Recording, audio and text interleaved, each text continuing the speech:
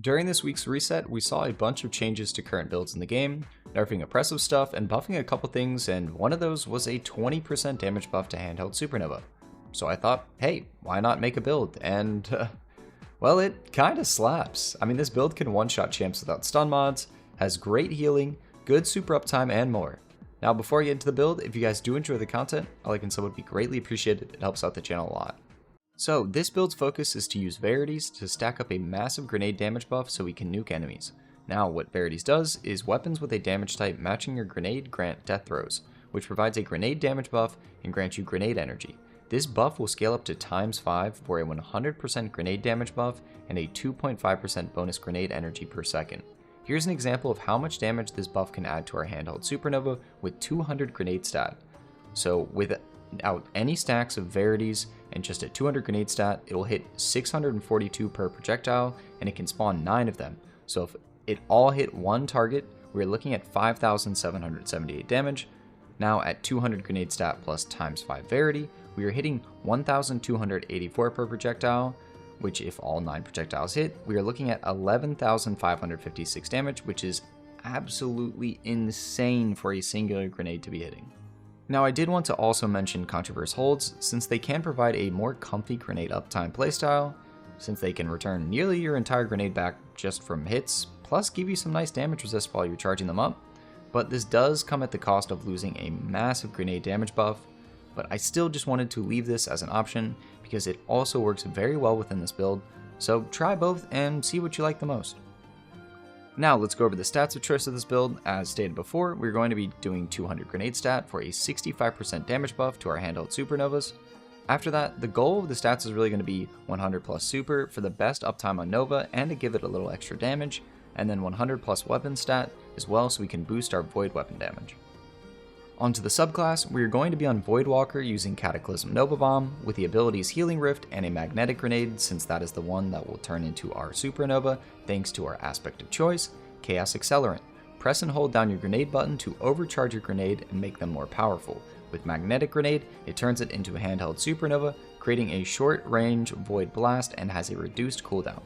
Now the other aspect we're going to be using in this build is going to be, of course, Feed the Void for the Enhanced Devour, providing us with great heals on kills and some insane grenade regen on kills as well. For the fragments, we're going to be using Echo of Expulsion, so our ability kills will create an extra Void Explosion to spread more damage, Echo of Reprisal, so final blows when surrounded by enemies will give us increased super gains, Echo of Persistence, so Void buffs applied to us will have an increased duration, helping us keep up Devour longer if needed. And then lastly, Echo of Instability. This will grant our weapons volatile rounds when we kill enemies with our grenades, which synergizes perfect within this build. Now you're probably wondering why I don't have Echo of Undermining. Well, that's because Echo of Undermining doesn't really work with the charged grenades, since the weaken effect will apply after you deal damage.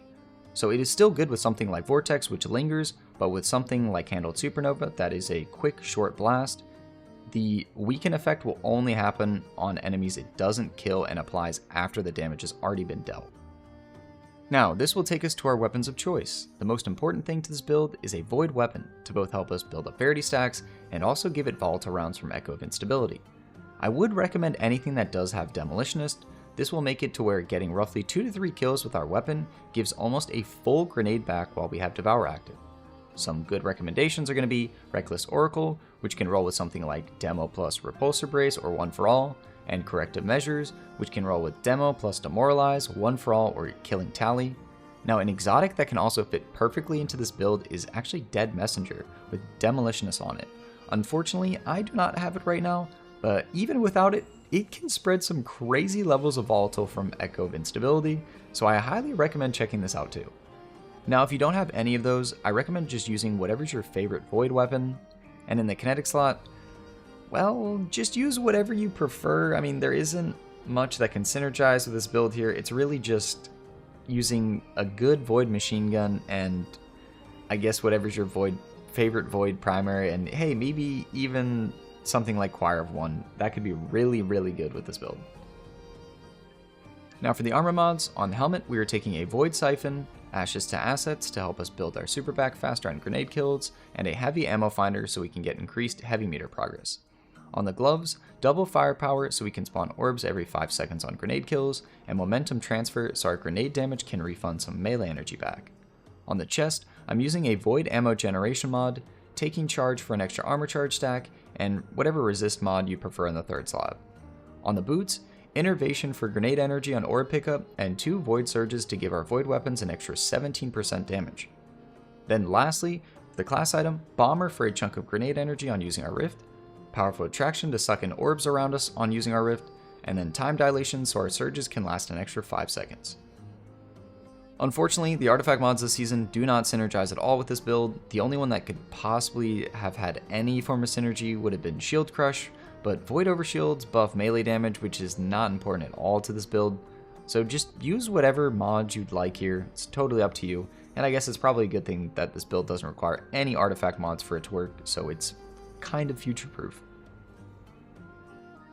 So yeah, after seeing them try to buff this a couple times, I thought after this last one, hey, maybe it would be decent, especially with 200 grenade stat, and good lord, this thing can melt.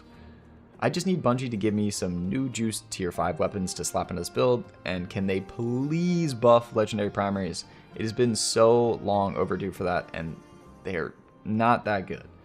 But anyway, hope you guys enjoyed the build. Thank you guys for watching, and I'll see you guys next time. Peace.